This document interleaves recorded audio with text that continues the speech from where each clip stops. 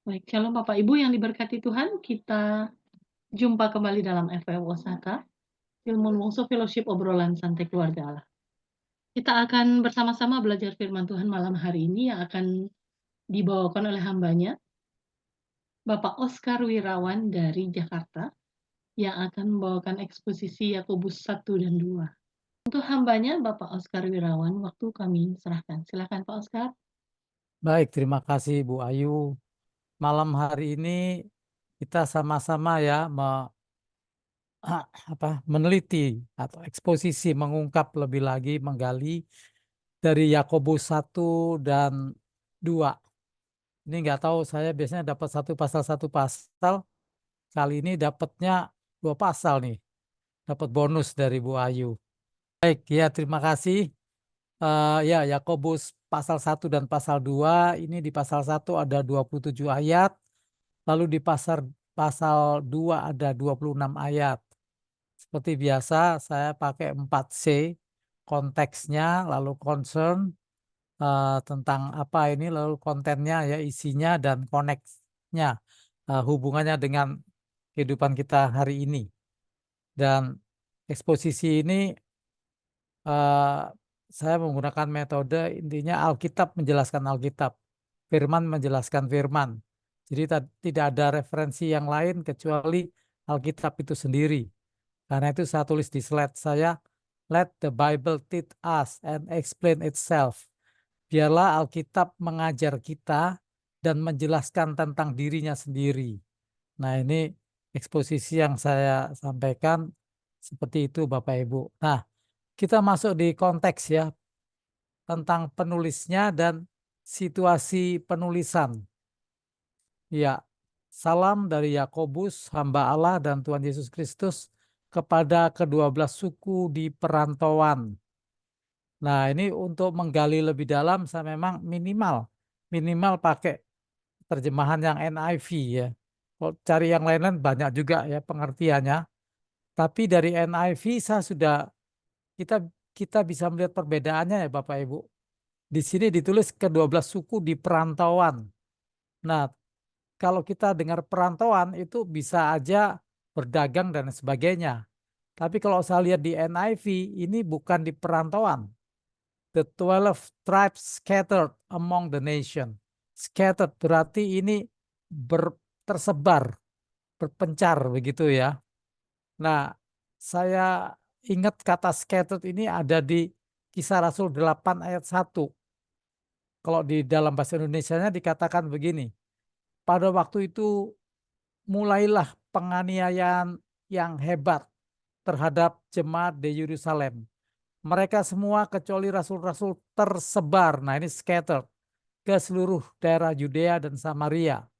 Dalam bahasa Inggrisnya, versi NIV, on that day a great persecution broke out against the church in Jerusalem, and all except the apostle were scattered through Judea and Samaria. Nah, dari 2 ayat ini yang ada di Kisah Rasul 8, jadi pengertian yang bisa kita dapatkan, scattered ini tersebar karena aniaya.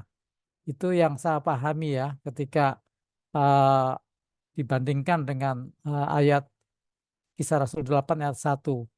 Jadi ini Yakobus memberi salam kepada 12 suku jemaat Tuhan ya, yang berpencaran, tersebar, dan tersebarnya ini kalau lihat konteks Kisah Rasul ayat 8 itu mereka tersebar ya karena penganiayaan. Ya, nah yang luar biasa kesempatan kita untuk meneliti firman, untuk sama-sama mempelajari firman, ini kita sedang meneliti ya hukum-hukum yang sempurna, hukum yang memerdekakan, firman yang menyelamatkan. Karena itu kalau kita melakukan disebut berbahagia. Nah, ketika disebut berbahagia kalau melakukan, berarti kalau nggak melakukan kita sedih. Orang yang paling malang di dunia. Nah, karena itu dengan pemahaman ini kita semua bersuka cita melakukan firman bukan dengan terpaksa. Karena ini ternyata resep hidup bahagia dan damai sejahtera. Saya hitung ya ada lebih dari 7 poin pasal 1 dan pasal 2 ada tentang iman dan hikmat, lalu keadaan rendah dan keadaan kaya, pengujian dan pencobaan. Nah, ini yang unik kalau di Yakobus ini biasanya biasanya kalau kaya bandingannya miskin. Ini enggak, rendah dan kaya. Nanti kita lihat ya detail-detail ayatnya. Pendengar dan pelaku firman, lalu ada poin yang kelima, firman yang menyelamatkan, itu ada di Yakobus 1 ayat 21 ya. Lalu ada hukum yang sempurna, Yakobus menyebut ayat-ayat ini sebagai hukum yang sempurna, ada di pasal 1 ayat 25. Lalu hukum yang memerdekakan, masih di satu ayat, yaitu pasal 1 ayat 25. Mulai di ayat pasal yang kedua ayat 1 sampai 13 ini berbicara bagaimana kita tidak membedakan orang, tidak memandang muka, tidak menghakimi. Lalu pasal 2 Yakobus ayat 8 mengatakan ayat-ayat firman Tuhan ini mengingatkan kepada hukum utama dalam konteks pasal 2. Lalu pasal 2 lagi ayat yang ke-22 menjelaskan bahwa iman yang melakukan atau dengan perbuatan itu disebut iman yang bekerja sama dengan perbuatan.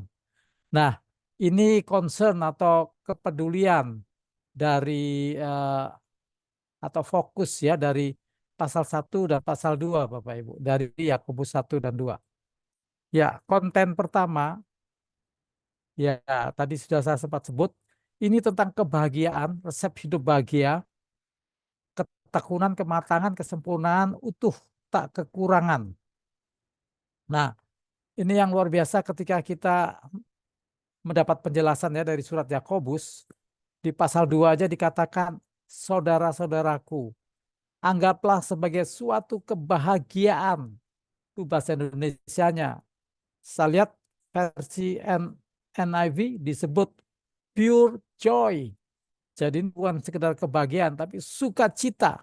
Sukacita yang murni, pure joy. Apabila kamu jatuh ke dalam berbagai-bagai pencobaan. Nah, berapa kali ayat Alkitab memang kontroversial ya. Jatuh dalam berbagai pencobaan atau trials of many kinds disebutnya berbahagia. Nah, kenapa ini berbahagia? Ternyata dijelaskan di ayat ketiga, sebab kamu tahu bahwa ujian terhadap imanmu itu menghasilkan ketekunan. Nah, ujian di sini disebut tes dalam bahasa Inggrisnya ya, NIV. Jadi ternyata ketika Tuhan izinkan kita jatuh dalam berbagai-bagai pencobaan atau trial of many kind, nanti kita lihat bedanya ya, karena kalau di bahasa Indonesia hanya pencobaan. Dalam bahasa Inggris ada macam-macam. Ada trial, nanti ada temptation. Nah, trial of many kind. Ini artinya kesulitan-kesulitan. Dalam konteks jemaat yang sedang dianiaya, ini kita juga bisa pahami bahwa surat ini dalam situasi jemaat sedang mengalami aniaya, sedang mengalami penindasan karena imannya. Tapi dalam situasi itu, penghiburan firman Tuhan mengatakan berbahagialah, adalah suatu kebahagiaan, pure joy. Jadi makin jatuh dalam percobaan, makin bahagia gitu. Sebab kamu tahu bahwa ujian terhadap imanmu itu menghasilkan ketekunan. Nah, ujung-ujungnya ini menghasilkan ketekunan, dan ketekunan memperoleh buah yang matang, kematangan, dan ini semua membawa kita semua ketika kita berbahagia dan tetap tekun dalam pencobaan, kita dibawa menuju kesempurnaan dan utuh dan tak kekurangan suatu apapun. Nah, ini bisa kita bandingkan Bapak Ibu, ternyata pesan dari surat Yakobus pasal 1 ayat 2 ini mirip ya, nggak beda jauh dengan khotbah di bukit, Matius 5 ayat 10. Ini khotbah Tuhan Yesus di atas bukit. Berbahagialah orang yang dianiaya oleh sebab kebenaran, karena merekalah yang mempunyai kerajaan surga. Nah, disebut berbahagia dalam pencobaan ketika kita konteksnya itu aniaya karena kebenaran. bukan karena pelanggaran dosa. Karena mereka lah yang punya kerajaan surga. Kenapa disebut berbahagia? Karena Alkitab mengatakan, Yesus mengatakan kita punya kerajaan surga. Kalau kita bertahan tetap dalam kebenaran meskipun dianiaya. Lalu ayat 11 dari Matius 5 mengatakan, berbahagialah kamu jika karena aku kamu dicela dan dianiaya dan kepadamu difitnahkan segala yang jahat. Ayat 12 lebih lagi bukan sekedar bahagia atau blessed bahasa Inggrisnya, disebut joy, bersukacitalah dan bergembiralah karena upahmu besar di surga, sebab demikian juga telah dianiaya nabi-nabi yang sebelum kamu. Ya Bapak Ibu, ini memang ada kasih karunia khusus ya ketika kita mengalami ujian pencobaan-pencobaan, ketika kita mempertahankan iman kita. Nah, berapa waktu lalu saya ikut ibadah, ada testimoni atau kesaksian dari pelayanan Gideon. Pelayanan Gideon itu yang mencetak Alkitab dan membagikan gratis, ditaruh di hotel-hotel dan dibagikan ke sekolah-sekolah dan ya ke tempat-tempat yang memang mereka mau terima distribusi Alkitab. Dan miliaran Alkitab dibagikan dan di kesaksian itu diceritakan ketika kerusuhan di Poso, Bapak Ibu. Ketika kerusuhan di Poso ada 3 pemuda. Nah, satu pemudanya itu menemukan kitab Gideon. Ini kebetulan saya ada kayaknya sebentar ya. Ya, nah ini ada nih saya. Bapak Ibu mungkin banyak yang sudah pernah tahu ya kitab Gideon. Ini nggak tahu bisa kelihatan nggak ini. Alkitabnya kecil, kadang-kadang cuman Perjanjian Baru, ada yang juga dengan Mazmur Bapak Ibu ya. Ini saya goyang-goyang nggak bisa itu. Ya, nah singkat cerita, salah satu seorang pemuda ini pas menemukan ayat yang mengatakan bahwa barang siapa mengakui aku di depan banyak orang, Bapa di surga juga akan mengakui. Barang siapa menyangkal, Bapa di surga juga akan menyangkal akan orang itu. Nah, seorang pemuda ini ditangkap ya kelompok. Kita tahu waktu kerusuhan Poso, kelompok teroris menangkap, kelompok radikal menangkap, dan mereka diancam dibunuh. Diancam dibunuh, yang dua nggak tahan, mereka ketakutan dan mereka mengikuti perintah ya untuk membacakan pengakuan iman versi yang memaksa itu dan mereka dilepaskan. Nah, satu pemuda ini karena baca ayat untuk dia tidak menyangkal Tuhan, ada pembelaan Tuhan nanti pengakuan Tuhan, dia tidak menyangkal. Nah, saya temukan Bapak Ibu, ternyata firman itu memberi kekuatan, bukan ketakutan, bukan kesulitan untuk melakukannya. Ternyata ada kekuatan sehingga pemuda itu punya energi.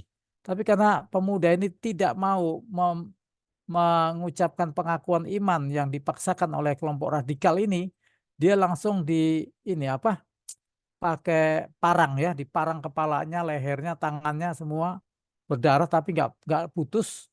Dan satu kesaksian ya, korban ini bilang saya tidak ada rasa sakit. Nah, inilah bukti kasih karunia Tuhan yang kita nggak pahami sampai nanti orang-orang yang bersaksi, yang mengalami aniaya. Itu sungguh betul mengenapi 1 Korintus 10 ya. Pencobaan yang kita alami pencobaan biasa, ketika kita dicobai, Tuhan setia dan adil menyediakan jalan keluar. Itu luka terus eh, dibabat itu sampai terbuka ya. Eh, apa kelihatan tulangnya di leher apa semua dianggap sudah nanti mati itu dari pendarahan udah mati sendiri ditinggal itu kayak di pedalaman hutan. Singkat cerita ini 3 hari nggak berani keluar dia di hutan, tapi ajaibnya darahnya berhenti Bapak Ibu. Darahnya berhenti, pendarahannya berhenti. Hari ketiga malam mungkin ya dia baru ditemukan oleh saudara seiman. Temukan sudah bernanah lukanya dan ada belatung-belatungnya begitu. Tapi puji Tuhan, singkat cerita sembuh. Anak itu sekarang sudah jadi pendeta, pemuda itu dan dia mengalami betul-betul ada upah di surga, ada pembelaan surga. Itu betul ketika disebut berbahagia. Memang dia mengalami kebahagiaan dan sukacita. Entah kenapa dia diparang, dibacok, bukannya sedih tapi malah ada sukacita. Nah, jadi inilah misteri ya iman kita dan kebenaran yang luar biasa yang dialami oleh orang-orang yang mengalami aniaya. Kalau disebut berbahagia memang berbahagia. Nah, jadi kalau Yakobus mengatakan seperti ini, ujian terhadap imanmu menghasilkan ketekunan, membuat kita sempurna, utuh, tak kekurangan suatu apapun. Memang itulah tujuannya Bapak Ibu. Jadi saya dikuatkan lewat uh, ayat 2 sampai 4 ini ya.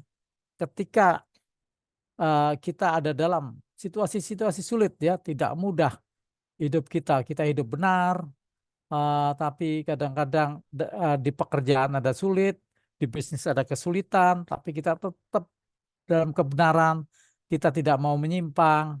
Itu ada penghiburan Bapak Ibu, dan semuanya ini ternyata ujung-ujungnya membuat kita tak kekurangan suatu apapun. Sebelumnya saya kurang paham arti tidak kekurangan suatu apapun. Tapi saya pernah mengalami situasi itu dan saya diingatkan firman Tuhan di Filipi 4 ayat 12. Saya mulai nangkap, oh ini maksudnya ya. Orang kalau udah lulus ujian dalam situasi-situasi sulit, udah dia utuh sempurna, dia nggak kurang apa-apa. Jadi Paulus mengatakan, padahal waktu Paulus tulis surat Filipi ini setahu saya sedang ada dalam penjara Filipi. Jadi tidak ada alasan untuk dia bersuka cita, tapi luar biasa ya bersyukur dan dia menuliskan seperti ini di Filipi ya. Filipi 4 ayat 12. Aku tahu apa itu kekurangan dan aku tahu apa itu kelimpahan. Dalam segala hal dan dalam segala perkara. Berarti susah, senang, dianiaya atau dalam situasi aman, dalam segala hal, dalam segala perkara. Tidak ada sesuatu yang merupakan rahasia bagiku. Baik dalam hal kenyang maupun dalam hal kelaparan, baik dalam kelimpahan maupun dalam hal kekurangan. Ini yang saya tangkap, tidak akan kekurangan suatu apapun. Bukan berarti nggak pernah mengalami kekurangan. Ini Paulus menulis dia pernah mengalami kekurangan tapi no problem. Itu tidak jadi masalah. Inilah orang-orang yang masuk di level nggak ada masalah, nggak mengeluh ya, tidak perlu bersungut-sungut, tetap aja bersuka cita. Dan saya juga ingat di Habakuk Bapak Ibu. Habakuk pasal 3 ayat 17. Sekalipun pohon ara tidak berbunga, pohon anggur tidak berbuah, hasil pohon zaitun mengecewakan. Sekalipun ladang-ladang tidak menghasilkan bahan makanan, kambing domba terhalau dari kurungan, dan tidak ada lembu, sapi dalam kandang. Ayat 18-nya, namun aku akan bersorak-sorai di dalam Tuhan, beria-ria di dalam Allah yang menyelamatkan aku. Haleluya Bapak Ibu. Jadi inilah fase di mana level iman atau kerohanian tidak ada lagi merasa kurang apapun. Kalau Paulus bilang, bagiku Kristus cukup. Jadi ada Tuhan Yesus sudah cukup. Mau dianiaya, mau dalam penjara, mau kurang, mau lapar, pokoknya merasa tidak kekurangan. Ini mungkin juga yang dimaksudkan oleh pemazmur ketika mengatakan, Tuhan adalah gembalaku, takkan kekurangan aku. Artinya dalam lembah kelam, dalam suasana enak, semua tetap bisa melihat penyertaan Tuhan, tetap bisa melihat kasih karunia Tuhan. Inilah yang boleh menguatkan kita malam hari ini ketika terjadi apapun kesulitan yang kita hadapi. Saya sendiri memang sedang struggling ya. Saya sedang masuk next career setelah bekerja di kantoran swasta dan sekarang pensiun. Nah, kalau swasta kan tanpa uang pensiun ya. Ketika pensiun ya pensiun begitu aja. Ada yang ada uang pensiun, ada yang enggak. Nah, saya kebetulan enggak. Jadi memang sedang menyesuaikan diri terus. Nah, tapi ya itu tetap ada sukacita, ada kebahagiaan ya. Meskipun kadang-kadang dalam situasi-situasi yang ya kita nggak tahu seperti apa. bulan depan, seperti apa 3 bulan ke depan. Tapi betul, di dalam Tuhan kita merasa tidak ada yang kurang, tidak ada yang kurang. Seperti Habakuk ya, pohon ara mengecewakan, pohon anggur tidak berbuah, kambing lembu lepas dari kurungan, namun kita tetap beria-ria di dalam Tuhan. Oke, ya. Nah, ini selanjutnya di ayat kelima. Tetapi apabila di antara kamu ada yang kekurangan hikmat, hendaklah ia memintanya kepada Allah yang memberikan kepada semua orang dengan murah hati dan dengan tidak membangkit-bangkit. Maka hal itu akan diberikan kepadanya. Nah, ini kitab Wahyu juga menuliskan ya beberapa kali, ada di Wahyu 13 dan 18. Lalu juga ada di, sebentar ini ketutup slide saya sendiri. Memang kadang-kadang dalam situasi sulit yang kita perlukan bukan bukan jawaban ya. Hikmat aja itu sudah melegakan ya. Itu ada di Wahyu 13 ayat 18, Wahyu 17, 19, dikatakan yang penting dalam situasi ini adalah hikmat. Itu tentang nubuatan-nubuatan akhir zaman yang ya serem lah kalau kita baca ya di kitab Wahyu itu. Tapi yang penting adalah hikmat. Jadi ketika Tuhan izinkan ya ada kesulitan-kesulitan, gak apa-apa, yang penting dapat hikmat Tuhan. Apa hikmatnya? Orang-orang umum suka bilang, ya kalau kita ada musibah, belajarlah hikmahnya, seperti itu ya. Nah, kalau mereka hikmah, ini hikmat. Jadi yang penting adalah hikmat.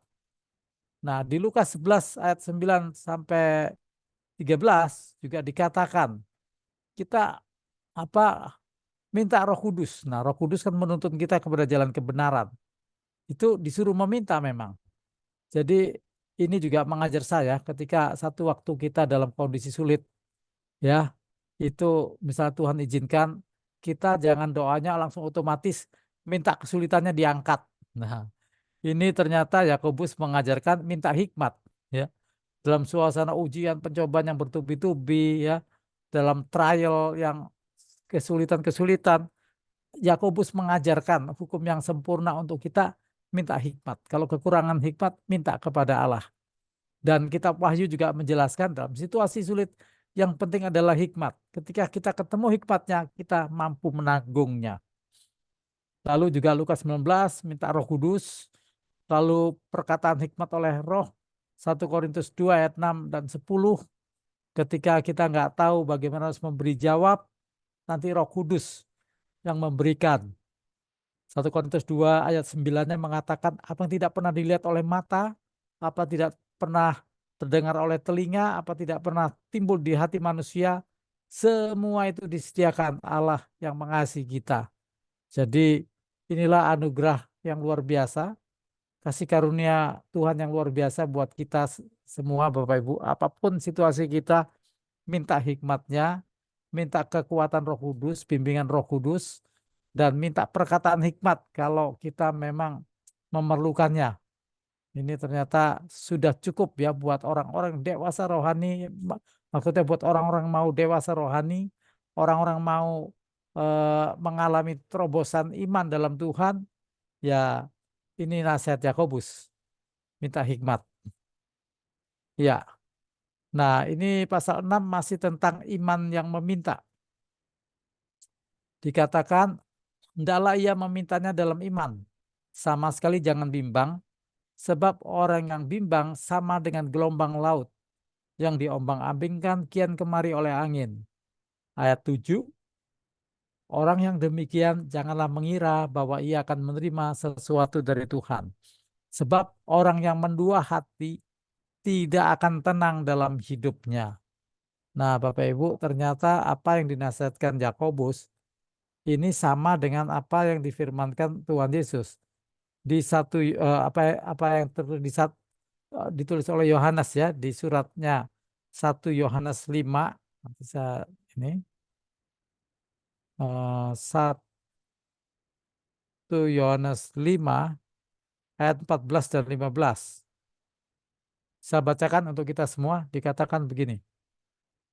Dan inilah keberanian percaya kita kepadanya, yaitu bahwa Ia mengabulkan doa kita jikalau kita meminta sesuatu kepadanya menurut kehendaknya. Ayat 15, dan jikalau kita tahu bahwa Ia mengabulkan apa saja yang kita minta, maka kita juga tahu bahwa kita telah memperoleh segala sesuatu yang telah kita minta kepadanya. Jadi ini Yakobus mengajar untuk kita berani meminta, jangan bimbang. Surat 1 Yohanes 5 ayat 14-15 mengajar kita untuk berani percaya bahwa apa yang kita minta sudah kita terima, kita sudah memperolehnya. Meskipun de facto belum, tapi de jure ya, secara tertulis sudah dikatakan demikian, kita bisa menguatkan diri kita dengan firman yang tertulis itu Bapak Ibu sampai menjadi kenyataan. Oke. Nah, ini selanjutnya di pasal 9 sampai pasal 11 ini mengajarkan atau nasihat tentang keadaan rendah dan keadaan kaya. Ayat 9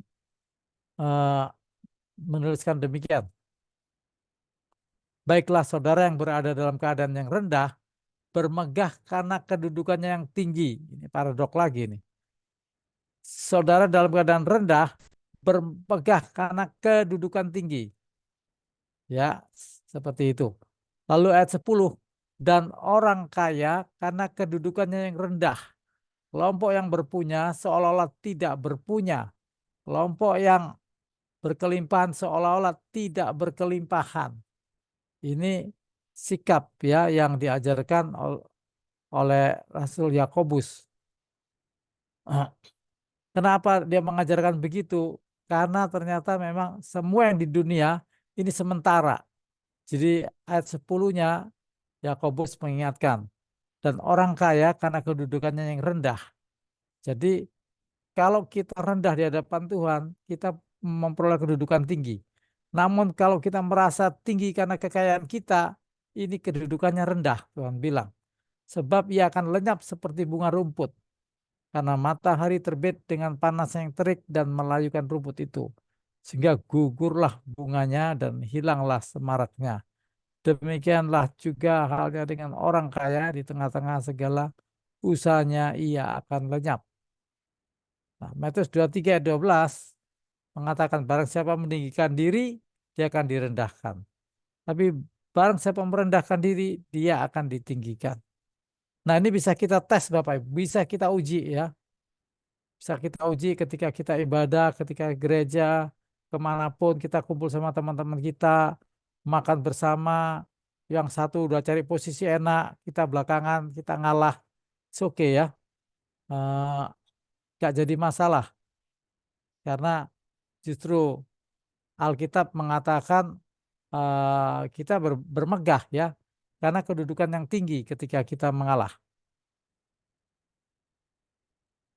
Yesus mengatakan yang meninggikan diri direndahkan, yang merendahkan diri ditinggikan. Oke. Ayat selanjutnya, ayat 12 dan 18. Ini tentang pengujian dan pencobaan. Nah, ini kita akan tahu bedanya ya, apa pencobaan di sini yang dimaksud. Ayat 12, berbahagialah orang yang bertahan dalam pencobaan. Nah, sekali lagi di sini berbahagia. Siapa yang berbahagia? Yang bertahan. Jadi firman Tuhan mengajar kita semua untuk bahagia. Hidup bahagia, hidup penuh sukacita oleh Roh. Ini semua kebenaran-kebenaran yang membuat kita berbahagia sejati, berbahagia sesungguhnya, ini diajarkan di Yakobus 1 dan Yakobus pasal 2. Khususnya Yakobus 1 ayat 12-18 mengatakan berbahagialah orang bertahan dalam pencobaan atau trial ya di sini, bukan temptation atau godaan. Sebab apabila ia sudah tahan uji, ia akan menerima mahkota kehidupan yang dijanjikan Allah kepada barang siapa yang mengasihi Dia. Nah, judul-judulnya ikut Tuhan itu happy ending Bapak Ibu. Happy ending. Dan selama perjalanan kita juga tetap bisa mengalami sukacita. dalam aniaya tetap bisa mengalami sukacita yang sesungguhnya. Nah, ayat 13 dikatakan gini, apabila seorang dicobai, nah ini baru tempted, atau temptation, pencobaan. Janganlah ia berkata pencobaan ini datang dari Allah. Allah tidak dapat dicobai oleh yang jahat. Dan ia sendiri tidak mencobai. Jadi Allah tidak melakukan uh, pencobaan dalam arti temptation. Temptation itu kalau diterjemahkan Indonesia seringkali disebut godaan. Nah, kita tahu tegas Allah bukan pribadi penggoda. Ya, karena itu dijelaskan Allah tidak dapat dicobai oleh yang jahat dan ia sendiri tidak mencobai siapapun. Kebenaran ini ketika kita mengalami kesulitan, kita bilang padang gurun ini Tuhan izinkan, belum tentu ya. Ya. Jadi di sini ketika dicobai atau temptation, ternyata pencobaan itu datangnya dari mana? Dari diri sendiri Bapak Ibu, dari keinginan ya, keinginan diri sendiri. Tetapi tiap-tiap orang dicobai atau tempted, digoda oleh keinginannya sendiri. Karena ia diseret dan dipikat olehnya. Dan apabila keinginan itu telah dibuai, ia melahirkan dosa, dosa yang sudah matang melahirkan maut. Ya, puji Tuhan. Firman hari ini menguatkan kita bagaimana kita berespon benar dalam masa-masa pengujian dan pencobaan. Dan ujung-ujungnya pencobaan dan ujian terhadap keinginan diri sendiri ini mencegah kita Bapak Ibu berbuat dosa dan mengalami maut. Jadi inilah kebenaran yang menguatkan kita semua. Firman Tuhan kalau ngelarang itu ujung-ujungnya kebaikan buat kita. Kalau kalau firman Tuhan ngelarang kita lakukan sesuatu, ada yang lebih baik dari yang dilarang itu. Nah, inilah kebenaran yang bisa menguatkan kita semua. Jadi semua larangan itu menghindarkan kita untuk mengalami maut, Bapak Ibu. Tapi kalau semua hal yang membuat kita damai sejahtera, sukacita oleh Roh Kudus, nah itu pasti kita merasakan juga dorongan dari Tuhan untuk pimpin kita ke sana. Oke, anugerah sempurna datang dari atas, Bapa segala terang. Ayat 16 dikatakan demikian. Saudara-saudara yang kukasihi, janganlah sesat. Setiap pemberian yang baik dan setiap anugerah yang sempurna datangnya dari atas, diturunkan dari Bapa segala terang, padanya tidak ada perubahan atau bayangan karena pertukaran. Atas kehendaknya sendiri ia telah menjadikan kita oleh firman kebenaran, supaya kita pada tingkat tertentu menjadi anak sulung di antara semua ciptaannya. Wow, luar biasa Bapak Ibu. Jadi malam hari ini, kalau kita ada mengalami tantangan kesulitan, apapun yang kita merasa itu berat, bawa dalam doa Bapak Ibu. Ya, bawa dalam doa, karena kita tahu Bapak sedang merendah dan sedang menganugerahkan. Anugerah sempurna datangnya dari atas. Bapa segala terang, tidak ada bayangan. Nah, jadi kalau di Mazmur dibilang jalan hidup orang benar terus bercahaya hingga rembang tengah hari. Artinya itu cahaya yang sempurna dari sinar matahari, yaitu sinar matahari jam 12 siang. Posisinya tegak lurus dengan bumi, karena itu tidak ada bayangan. Ini mungkin kita bisa dapat gambaran ya, Bapa segala terang, terang benderang sehingga tidak ada bayangan yang bisa bersembunyi. Semua tersorot oleh terang Tuhan. Dan inilah eh, anugerah yang disediakan Bapa buat kita semua. Bapa segala terang memberikan kita terang itu untuk kita. Nah, selain hukum yang sempurna ya, hukum yang menghindarkan kita dari maut, firman Tuhan juga dikatakan firman yang menyelamatkan. Saya bacakan di Yakobus 1 ayat 19 sampai 27. Hai saudara-saudara yang kukasihi, ingatlah hal ini. Setiap orang hendaklah cepat untuk mendengar, tetapi lambat untuk berkata-kata, dan juga lambat untuk marah. Amarah manusia, sebab amarah manusia tidak mengerjakan kebenaran di hadapan Allah. Sebab itu buanglah segala sesuatu yang kotor dan kejahatan yang begitu banyak itu, dan terimalah dengan lemah lembut firman yang tertanam dalam hatimu, yang berkuasa menyelamatkan jiwamu. Oh, haleluya, haleluya. Semakin kita tanam firman Tuhan, ya, semakin kita uh, hidup dalam kebenaran, dan disitulah kita hidup dalam keselamatan. Kebenaran firman Tuhan menyelamatkan jiwa kita. Oke, kalau tadi tentang firman yang tertanam, firman yang menyelamatkan, sekarang hukum yang sempurna. Nah, ini adanya di Yakobus 1 ayat 22 sampai 25 ya. Dikatakan demikian. Tetapi hendaklah kamu menjadi pelaku firman dan bukan hanya pendengar saja. Sebab jika tidak demikian kamu menipu diri sendiri. Sebab itu jika seorang hanya mendengar firman saja dan tidak melakukannya, ia adalah seumpama seorang yang sedang mengamat-amati mukanya yang sebenarnya di depan cermin, baru saja ia memandang dirinya, ia sudah pergi atau ia segera lupa bagaimana rupanya. Tetapi barang siapa yang meneliti hukum yang sempurna, the perfect law, yaitu hukum yang memerdekakan orang, dan ia bertekun di dalamnya. Nah, jadi hukum yang sempurna itu hukum yang memerdekakan orang, setiap orang menjalankannya, ya. Dan ia bertekun di dalamnya, dalam hukum yang memerdekakan itu. Jadi bukan hanya mendengar untuk melupakannya, tetapi sungguh-sungguh melakukannya, ia akan berbahagia oleh perbuatannya. Haleluya Bapak Ibu. Semua firman Tuhan bukan untuk membebani kita. Firman Tuhan bukan untuk mengekang kita, membatasi kita.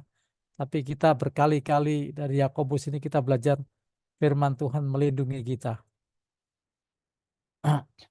Ya, firman Tuhan membuat kita bahagia jika kita bertekun di dalamnya.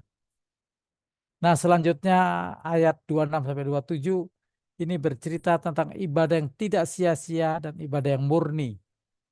Ayat 26 dikatakan demikian, jikalau ada seorang menganggap dirinya beribadah, tetapi ia tidak mengekang lidahnya, ia menipu dirinya sendiri, maka sia-sialah ibadahnya. Ayat 27, ibadah yang murni dan yang tak bercacat di hadapan Allah, Bapa kita, ialah mengunjungi yatim piatu dan janda-janda dalam kesusahan mereka dan menjaga supaya dirinya sendiri tidak dicemarkan oleh dunia. Haleluya Bapak Ibu. Di sini dikatakan ya, tadi hukum yang memerdekakan itu, sebentar saya balik ya, itu sejalan dengan Yohanes 8 ayat 31 dan 32. Kebenaran yang memerdekakan, hukum yang memerdekakan. Ya, dikatakan demikian. Maka katanya di sini Tuhan Yesus kepada orang-orang Yahudi yang percaya kepadanya, jikalau kamu tetap dalam firman-Ku, kamu benar-benar adalah murid-Ku. Dan kamu akan mengetahui kebenaran, dan kebenaran itu akan memerdekakan kamu. Nah, hukum yang memerdekakan orang, kebenaran yang memerdekakan, semua itu hukum yang sempurna ya, menurut Yakobus. Kalau kita bertekun di dalamnya, kita akan berbahagia. Ujung-ujungnya semua kebenaran firman Tuhan menyelamatkan, membuat kita bersuka cita, membuat kita berbahagia Bapak Ibu. Oke, dan juga tidak sia-sia. Karena ibadah yang murni itu orang yang mengekang lidahnya, dan ibadah yang tak bercacat di hadapan Allah saat kita mengunjungi yatim piatu, janda-janda dalam kesusahan mereka. Kita melayani orang-orang sulit, orang-orang sederhana, orang-orang sedang dalam problem, entah itu problem keuangan, problem kesehatan, atau yang lain-lain ya. Nah, ketika kita kunjungi seperti itu, ini dibilang itu ibadah yang murni. Ya, ketika kita mengunjungi orang-orang pas saat di kesusahan mereka, sambil kita menjaga diri sendiri supaya tidak dicemarkan oleh dunia. Nah, bandingkan ya ayat ini di Yakobus 1 ayat 26 ini dengan yang di Matius. Matius 25 ayat 45, Ya, maka ia akan menjawab mereka, aku ya, berkata kepadamu, sesungguhnya segala sesuatu yang tidak kamu lakukan untuk salah seorang dari yang paling hina ini, kamu tidak melakukannya juga untuk aku. ya.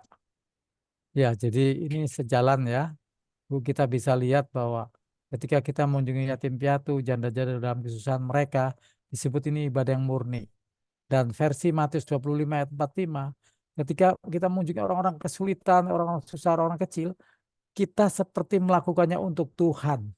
Ya, sama versinya beda penjelasannya, tapi intinya kontennya sama, maksudnya sama. Seperti itu. Nah, inilah rahasia hidup bahagia, Bapak Ibu. Yakobus 1 dan 2 ini resep ya untuk kita mengalami semua yang terbaik dari Tuhan. Lalu masuk di pasal 2 nih. Ayat 1:13 berbicara bagaimana kita tidak memandang muka ya, tidak banding-bandingin orang. Ayat 1 dikatakan demikian, saudara-saudaraku, sebagai orang beriman kepada Yesus Kristus, Tuhan kita yang mulia, janganlah iman itu kamu amalkan dengan memandang muka. Sebab jika ada seseorang masuk ke dalam kumpulanmu dengan memakai cincin emas dan pakaian indah, dan datang juga seorang miskin ke situ dengan memakai pakaian buruk, dan kamu menghormati orang yang berpakaian indah itu dan berkata kepadanya, silakan Tuhan duduk di tempat yang baik ini. Sedang kepada orang yang miskin itu kamu berkata, berdirilah di sana, atau duduklah di lantai ini dekat tumpuan kakiku.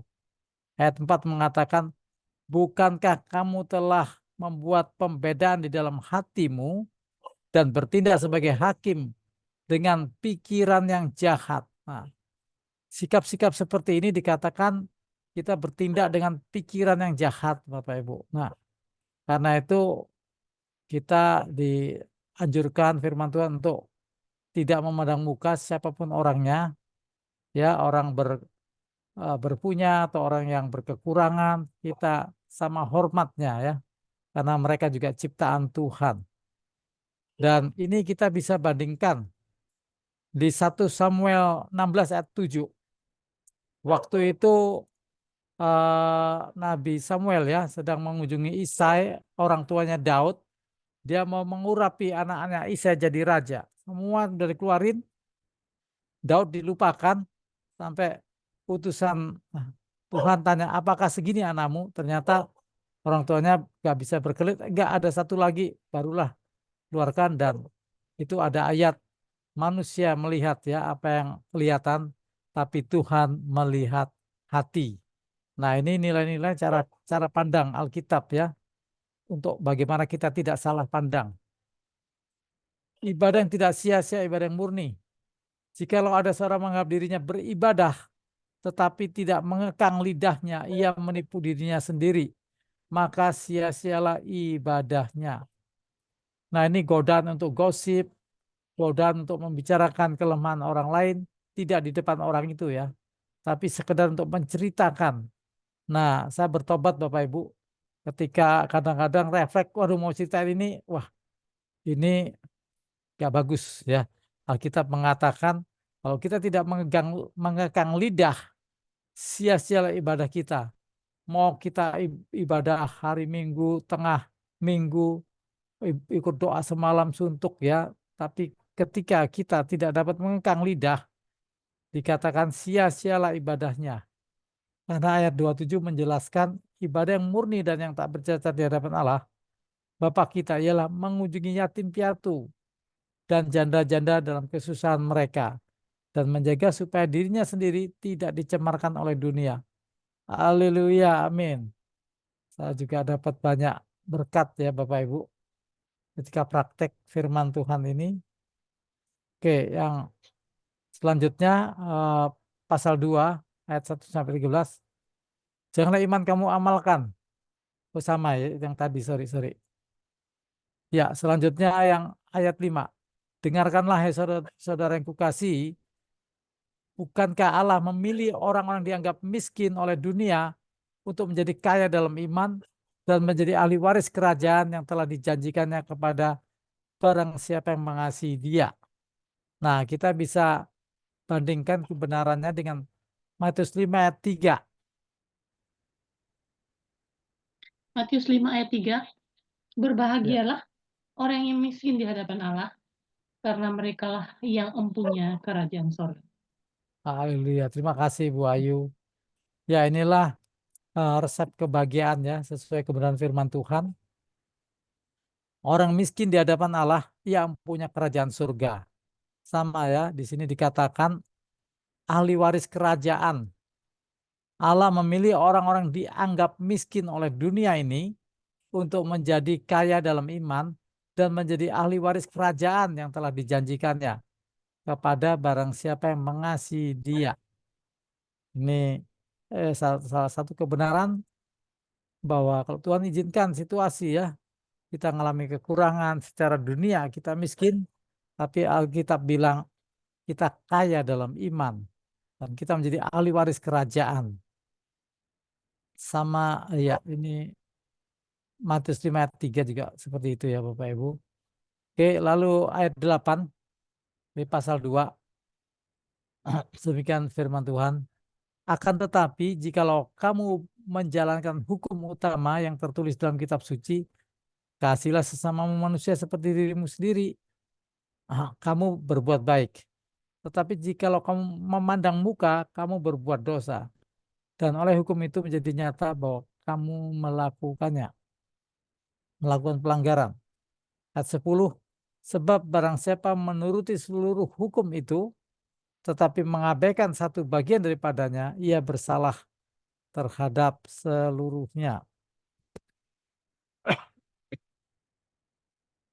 Jadi hukum utama ini mengajarkan kita untuk kita tidak memandang muka, menuruti seluruh hukum, mengabaikan salah satu, sama juga tidak taat semuanya.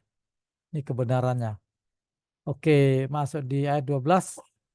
Berkatalah dan berlakulah seperti orang-orang yang akan dihakimi oleh hukum yang memerdekakan orang. Sebab penghakiman yang tak berbelas kasihan akan berlaku atas orang tidak berbelas kasihan, tapi belas kasihan akan menang atas penghakiman. Haleluya. Selanjutnya ini ayat terakhir ya dari pasal 2 Yakobus. Iman tanpa perbuatan pada hakikatnya adalah mati. Apakah gunanya saudara-saudaraku jika seseorang mengatakan bahwa ia mempunyai iman, padahal ia tidak mempunyai perbuatan? Dapatkah iman itu menyelamatkan dia? Ayat 15, jika seorang saudara atau saudari tidak mempunyai pakaian atau kekurangan makan sehari-hari, dan seorang dari antara kamu berkata, selamat jalan, kenakanlah kain panas dan makanlah sampai kenyang, tetapi ia tidak memberikan kepadanya apa yang dibutuhkan, perlu bagi tubuhnya. Apakah gunanya itu? Demikian juga halnya dengan iman. Jika iman itu tidak disertai perbuatan, maka iman itu pada hakikatnya adalah mati. Ya, ayat 18. Tetapi mungkin ada orang berkata, padamu ada iman dan padaku ada perbuatan. Nah, ada iman, ada perbuatan. Aku akan menjawab dia, tunjukkanlah kepadaku imanmu itu tanpa perbuatan dan aku akan menunjukkan kepadamu imanku dari perbuatan-perbuatanku. Nah, peringatan ini cukup menemplak kita Bapak Ibu dari kitab Yakobus. Dikatakannya, engkau percaya bahwa hanya ada satu Allah saja, itu baik. Setan-setan pun juga percaya akan hal itu dan mereka gemetar. Nah, setan ada gemetar, dia dari Tuhan. Ini waktunya kita juga mengalami pencerahan Bapak Ibu, bahwa kita bisa merasakan hadirat Tuhan yang menyembuhkan, yang menguatkan. Kayak 21, bukankah Abraham Bapak kita dibenarkan karena perbuatan-perbuatannya ketika ia mempersembahkan Ishak anaknya di atas mezbah? Kamu lihat bahwa iman bekerja sama dengan perbuatan. Oleh perbuatan itu iman menjadi sempurna. Oke, sama itu yang kisah tentang Abraham. Oke, nah ini connect-nya ya. Connect-nya ini saya ambil dari yang depan, ini masih sama. Apa hubungannya ini Yakobus pasal 1 dan 2 dengan situasi kita hari ini? Ternyata iman dan hikmat ini membuat kita mengalami hidup berkemenangan Bapak Ibu. Keadaan rendah dan keadaan kaya gak ada pengaruhnya buat kita. yang sudah dalam kebenaran firman Tuhan. Paulus bilang, aku tahu apa artinya kekurangan.